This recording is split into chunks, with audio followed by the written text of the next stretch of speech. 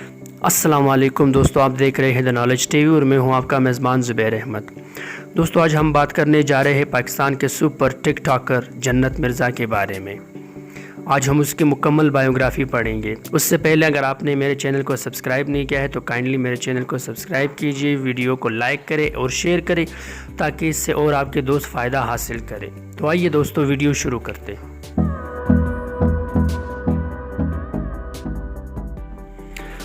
دوستو جنت مرزا 14 ستمبر 1997 کو فیصل آباد میں پیدا ہوئی اور جنت مرزا کے والد صاحب کا نام انجم کمال ہے جو کہ ایس پی ہیں یعنی سینئر پولیس آفیسر ہیں، اور جنت مرزا کی دو سسٹر ہیں، ایک الشبہ انجم جو کہ ٹک ٹاکر سٹار ہے اور دوسری سحر مرزا جو کہ یوٹیوب سٹار ہے۔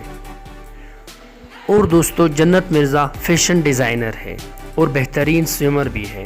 ایک انٹرویو میں اس سے پوچھا گیا کہ آپ کو باہر سے آفر آتے ہیں تو اس نے کہا کہ جی ہاں، میرے لیے انڈیا سے اور یو ایس سے آفر آئے تھے کام کے لیے، لیکن میں نے وہ ریجیکٹ کر دیا کیونکہ میں پاکستان کے لیے کام کرنا چاہتی ہوں۔